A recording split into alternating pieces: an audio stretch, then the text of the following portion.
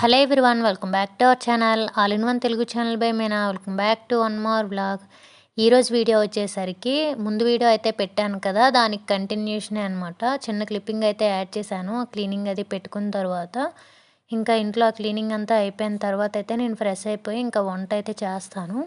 ఇంక ఈరోజు వీడియోలో గుడ్ల పులుసు కూడా షేర్ చేసుకున్నాను. మట్టి కొండలో చేసింది ఏ విధంగా చేశానన్నది. వీడియోని అయితే ఎక్కడ స్కిప్ చేయకుండా చివరి వరకు చూడండి. చూసిన తర్వాత నచ్చినట్టయితే లైక్ చేయండి. లైక్ చేసిన తర్వాత హైప్ అనే ఆప్షన్ అయితే వస్తుంది, దాన్ని క్లిక్ చేసి పాయింట్స్ అయితే ఇవ్వండి. ఇంకా లేట్ చేయకుండా వీడియోలోకి అయితే వెళ్ళిపోదాం. ఇంక ఇక్కడైతే చూస్తున్నారు కదా, క్లియర్ స్కై అయితే ఉందనమాట. చాలా బాగుంది బయట క్లైమేట్ అయితే. ఇంకా నేనైతే రైస్ అయితే ఒకవైపు పెట్టేశాను. దాంతోపాటు గుడ్లు పులుసులోకి కొద్దిగా చింతపండును కూడా నానబెట్టి పెట్టుకున్నాను. అలానే గుడ్లను కూడా ఉడకబెట్టేసి అయితే పెట్టేశాను అనమాట. అలానే నా దగ్గర ముందు మట్టి కళాయి అయితే ఉండేది కదా, ఇంకా మట్టి కళాయి అయితే అప్పుడు విరిగిపోయింది ఒకసారి చేపల పులుసు అది చేసేటప్పుడు. ఇంకా మట్టిది చిన్న కుండ టైప్ ఉందనమాట. ఇంకా దాంట్లో అయితే ఈరోజు గుడ్లు పులుసు చేద్దామని అయితే చేస్తున్నాను. మనకి నార్మల్ స్టీల్ గిన్నెలో కావచ్చు, ఏదైనా నార్మల్ గిన్నెల్లో వండుకునే దానికి మట్టి కుండల్లో కానీ మట్టి కళాయిల్లో కానీ వండుకున్న దానికి టేస్ట్ అయితే చిన్న డిఫరెన్స్ అయితే తెలుస్తుంది అనమాట. చాలా బాగుంటాయి మట్టి దీంట్లో వండిన ఏ రెసిపీ అయినా సరే చాలా టేస్టీగా ఉంటుందన్నమాట. ఇంకా నేను ఇక్కడైతే గుడ్ల పులుసు కోసం అని చెప్పి పెద్ద సైజ్ ఆనియన్స్ అయితే ఒక 2 అయితే తీసుకున్నాను. వాటిని ఈ విధంగా కట్ చేసేసి చాపర్లో అయితే వేస్తాను. ఇంకా దాంట్లోనే వెల్లుల్లి రెక్కలను కూడా వేసేసానమాట. ఒక 5-6 వెల్లుల్లి రేఖలను అయితే వేసాను. వేసేసి చిన్నగా చాప్ చేసేయడమే. ఇంక ఈ చాపర్ వచ్చిన తర్వాత నా పని అయితే నిజంగా చాలా ఈజీ అయిపోయింది. ఇంక కట్ చేసే పని లేదనమాట. ఆనియన్స్ అవన్నీ కూడాని మనం ఆనియన్ కూడా వేసేయచ్చు డైరెక్ట్గా, అలా కూడా చాప్ అయిపోద్ది. కాకపోతే ఎక్కువ పడతాయని ఈ విధంగా కట్ చేసేస్తాను అంతే. ఇంకా ఆ విధంగా వేసేసి జస్ట్ ఒక 2 ప్రెస్లు ఇలా చేసామంటే మంచిగా చిన్న చిన్నగా కట్ అయిపోతున్నాయి అనమాట. పని అయితే చాలా ఈజీ అయిపోయింది. నేనైతే ఆనియన్స్, టమాటోస్ అన్నీ కూడా ఇందులోనే వేసి చాప్ చేసుకుంటున్నాను. ఇంకా కట్ చేయడం అదైతే పని లేదనమాట. ఇంక ఇగోండి ఈ విధంగా కట్ చేసి అయితే పెట్టేశాను.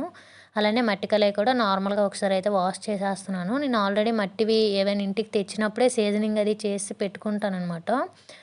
అది యూజ్ చేయకపోయినా సరే తెచ్చిన వెంటనే సీజనింగ్ చేసేస్తాను.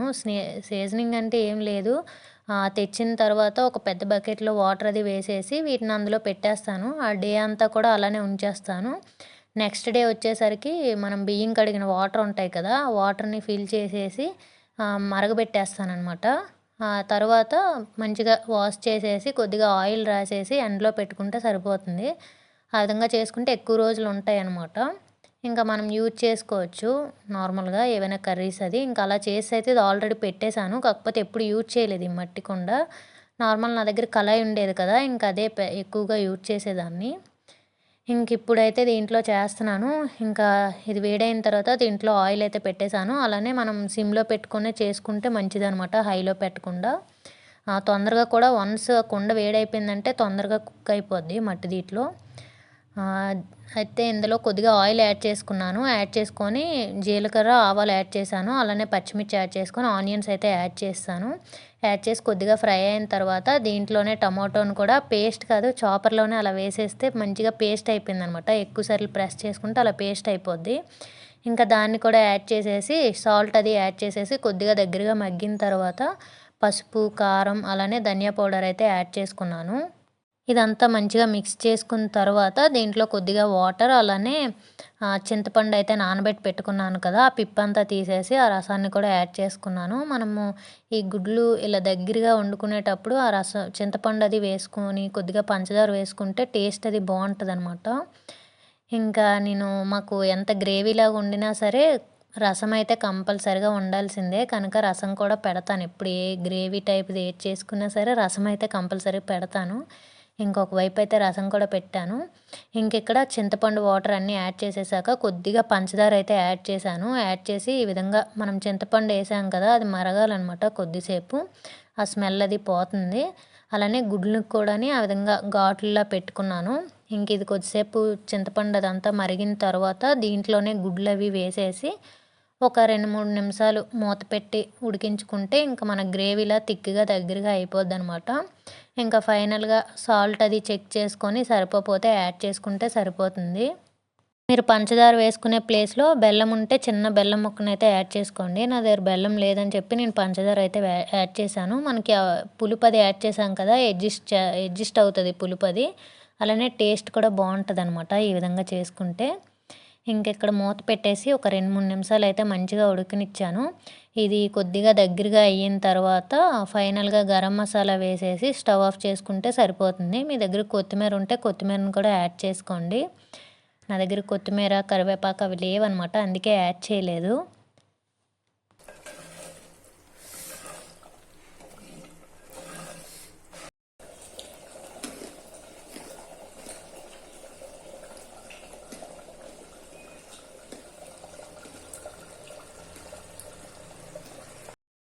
మట్టి దీంట్లో మనము స్టవ్ ఆఫ్ చేసిన తర్వాత కూడా ఒక 2, 3 సెకండ్స్ వరకు అది ఉడుకుతున్నట్టే ఉంటదనమాట. ఆ వేడికి ఆటి వల్ల. ఇంకా అలానే మనం మట్టి దీంట్లో ఏది చేసినా సరే వేరే దీంట్లో వెంటనే ఏసేయాలంటారు. అంటే కుక్ చేసిన తర్వాత వేరే దేంట్లోకైనా మార్చుకోవాలి. అలా ఉంచకూడదని అయితే అంటారనమాట. ఇంకా నేనైతే ఇదంతటిని గుడ్లన్నీ కూడాని ఇంకా వేరే గిన్నెలో అయితే వేసేసి అలానే మనం ఆ మట్టి దీంట్లో వండుకున్నాం కదా! దాన్ని కూడా వెంటనే క్లీన్ చేసేయాలి. మట్టిది మనం క్లీన్ చేసుకోవడం కూడా నార్మల్ సోప్ పెట్టి అలా వదిలేయకుండా వెంటనే క్లీన్ చేసేస్తే పర్వాలేదు. లేదంటే కొద్దిగా ఉప్పుని నిమ్మకాయ ఉంటది కదా! దాంతో అలా రుద్దుకుంటూ అలా అయినా క్లీన్ చేసుకొని పెట్టుకోవచ్చనమాట.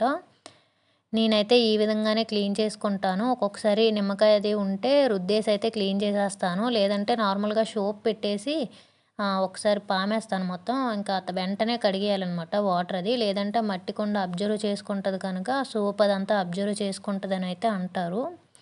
ఇంకా ఈరోజు లంచ్‌లోకి వచ్చేసరికి ఈ విధంగా గుడ్ల పులుసు అలానే కొద్దిగా రసం అయితే పెట్టేశాను. అలానే వేడివేడిగా రైస్ కూడా పెట్టేశాననమాట. అది కూడా అయిపోయింది.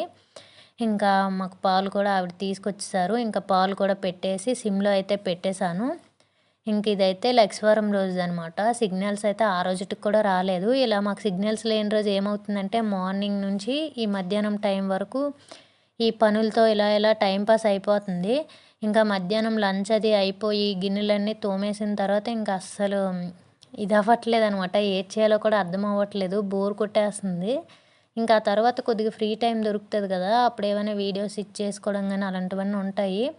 అలా ఏమీ అవ్వట్లేదు అసలు.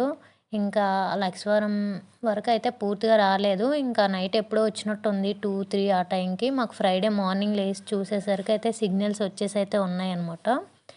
ఇంకా తర్వాత మా బాబు వచ్చాడు. మేము ఒక్కొక్కరుగా అయితే తినేసాము. తినేసిన తర్వాత ఇంకా గిన్నెలు అవి ఉంటాయి కదా! ఇంకా ఆ రోజైతే వంట అవుతున్నప్పటి నుంచి ఉండిపోయేవన్నమాట. నేను యాక్చువల్‌గా ఒక్కొక్క గిన్నె సింక్‌లో పడుతున్న వెంటనే కడిగేస్తూ ఉంటాను. ఉంచననమాట. మళ్ళీ కొద్దిసేపు అయ్యాక నేనే తోమాలి కనుక ఎక్కువైపోతే నాకు భయమేస్తది ఆ సింక్ చూస్తేనే. అందుకని చెప్పి వెంటనే తోమేస్తాను. కాకపోతే ఆ రోజు లంచ్ ప్రిపేర్ చేసినప్పటి నుంచి అలా ఉండిపోయేవి. ఇంకా అవన్నీ గిన్నెలు ఒక్కొక్కటిగా తోమేశాను. ఇంకా స్టవ్ కూడా ఒకసారి నీట్‌గా తుడిచేసి సింక్ అంతా కడిగేసి ఇంకా వంటగది పని అయితే మధ్యాహ్నంతో కంప్లీట్ అయింది. 2:30 అలా అయిపోద్దనమాట అప్పటికే. ఇంకా తర్వాత నేను మధ్యాహ్నం పడుకున్న అలవాటు లేదు.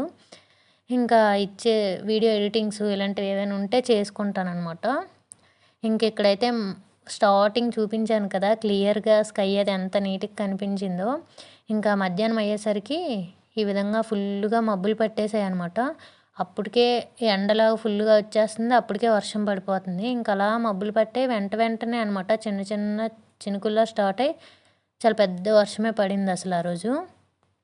ఈ క్లైమేట్‌ని నమ్ముకొని ఏవైనా బట్టలు ఉతకడం, ఎండలో ఏవైనా పెట్టడం ఇలాంటివి చేశామంటే నిజంగా దెబ్బైపోతామనమాట. మాకు ఆ రోజైతే అసలు ఎన్ని సార్లు ఇలా మబ్బుల్లా వచ్చాయో వెంటనే ఎండెక్కిపోయింది. అలానే ఆ తర్వాత కూడా చాలా పెద్ద వర్షం పడిందనమాట ఇప్పుడు. ఇంకా ఆ తర్వాత మళ్ళీ ఈవినింగ్ అయ్యేసరికి ఫుల్‌గా ఎండలా అనిపించిందసలు. అస్సలు క్లైమేట్‌నైతే నమ్మలేకపోతున్నాం. ఎప్పుడు వర్షం పడుతుందో తెలియట్లేదు. ఎప్పుడు ఎండెక్కుతుందో కూడా తెలియట్లేదు.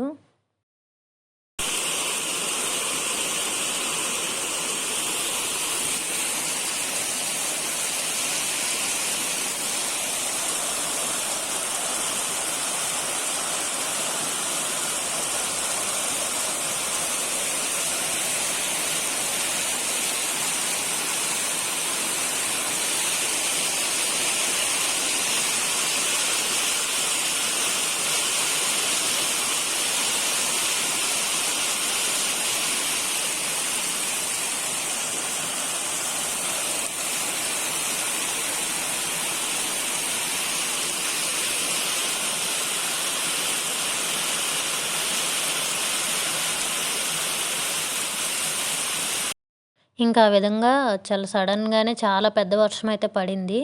ఇంకా మా బాబుకి కూడా మధ్యాహ్నమే పడుకొని పెట్టేసాను ఈ వర్షం అది పడకముందే. సిగ్నల్స్ ఒకటి లేవు, టీవీ అది లేదు కదా! ఇంక అలాగా పొట్టిని పడుకోనివ్వట్లేదు, వీడు పడుకోవట్లేదు. ఇంక అందుకని చెప్పి పడుకొని పెట్టేసాననమాట. ఇంకా మళ్ళీ కొద్దిసేపు అయ్యేసరికి ఇలా ఉండేది. ఇంకోసేపు అయ్యేసరికి ఫుల్‌గా ఎండ కూడా వచ్చేసిందనమాట. ఇంకా ముందు రోజు పాయసం అయితే చేశాను. ఇంకా అదైతే తినేసాము ఈవినింగు. ఇంకా ఇదండి ఈరోజుటి వీడియో. ఈ వీడియోనైతే ఇక్కడితో ఎండ్ చేసేస్తున్నాను. నా వీడియోస్ గనుక మీకు నచ్చినట్టయితే please do like, share and subscribe to my channel. ఇంకో మంచి వీడియోతో మళ్ళీ మీ ముందుకొస్తాను. అప్పటి వరకు వీడియోస్ చూస్తూ ఉండండి. Thank you for watching. Bye bye. See you on next video.